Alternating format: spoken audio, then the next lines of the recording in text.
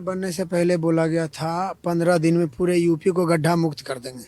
बाकी आपको दिख रहा है बड़े शहरों की जो 3 परेशानियां हैं, हर सड़क में गड्ढे, हर तरफ गंदगी और प्रदूषण पूरे देश को खोखला कर रहा है। और नोएडा, गाजियाबाद और दिल्ली, ये तीनों कंपटीशन करते हैं आपस में, कभी वो प्रदूषण में नंबर 1, कभी वो नंबर 1, कभी वो नंबर 1। और आपका जो सारा मीडिया है नोएडा के, आज तक किसी ने सांसद से सवाल करी कि आप 11 साल से सांसद हैं और पहली बार में आप पर्यावरण मंत्री भी रहे हैं, प्रदूषण पे आपने क्या कदम उठाया? तीसरा टर्म है उनका।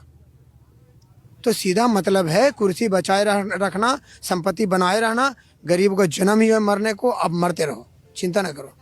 सब मरेगा, कोई धक्के से मरेगा, कोई भीड़ में मरेगा, कोई नाला के पानी पी के मरेगा, कोई लाल किला ब्लास्ट में मरना है, कोई रेलवे स्टेशन के भागदड़े मचेगा, बाकी जो बचेगा वो पहलगाम में मरेगा। लाइन सीधा रखिए, सबका नंबर आएगा। ये एक आम आदमी का दर्द है और आम आदमी की पीड़ा तभी उसको लगता है अपनी जागती है जब इस तरह की कोई घटना होती है। आप सोचिए कि एक ड्राइवर, कैब ड्राइवर बैठा हुआ है, उसके ऊपर एयरपोर्ट की फॉल सीलिंग गिरती है और वो मर जाता है बैठे बैठे। एक व्यक्ति गाड़ी चला के आता है और कोई डिवाइडर नहीं है, कोई नहीं है, तो डूब के मरता है। वो भी ऐसा नहीं कि डूब के मरा, 2 घंटे तक चिल्लाता रहा तब मर जाता है। किसी अमीर के परिवार में कोई बीमार पड़ जाता है, एयरलिफ्ट करके विदेश के इलाज के लिए विदेश भेजा जाता है। यहाँ से 12 किलोमीटर पे बेक्ट्रा कंपनी जो हेलीकॉप्टर बनाती है, उससे पास हर समय हेलीकॉप्टर उपलब्ध रहता है। 20 किलोमीटर पे इंडियन एयरबेस है, जहाँ पे हर समय हेलीकॉप्टर रहता है। सारे नेताओं को, सारे पार्टियों के नेताओं के उड़ने के लिए हेलीकॉप्टर की लाइन लगी हुई है, भीड़ लगी हुई है। एक बेचारा गरीब जिसका बाप रोते रह गया, आंखों के सामने उसकी दिया बुझ गई और उसके लिए हेलीकॉप्टर नहीं मिला। आप लोगों को शर्म आने चाहिए। आपको विश्व गुरु और डंकापति और दुनिया विकसित भारत और विकसित नोएडा करते हुए डूब के मर जाना चाहिए, मर जाना चाहिए। थू है तुम्हारे कुर्सी पे, तुम्हारे सत्ता पे।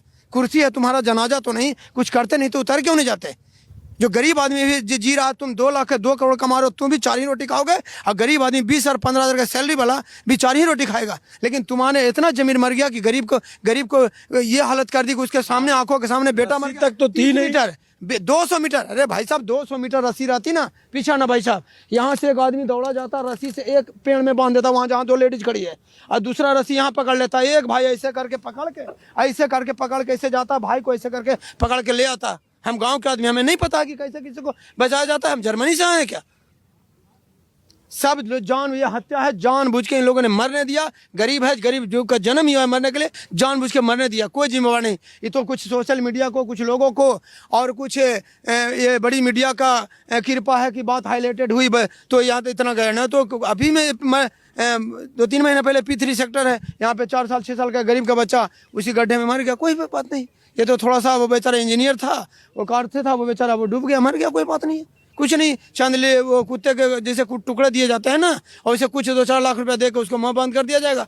आए गए, रात गई बात गई, सब अपना दाल रोटी चला रहा है। अब कुर्सी पकड़े रहो, मरे कोई कुर्सी नहीं। और यहाँ के तो जो रक्षा मंत्री, उन्होंने बोला था, कोई समय था कि बिहार में रेल दुर्घटना होती थी तो केंद्रीय रेल मंत्री इस्तीफा देता था। उसको कहते हैं हिंदी में नैतिक जिम्मेवारी।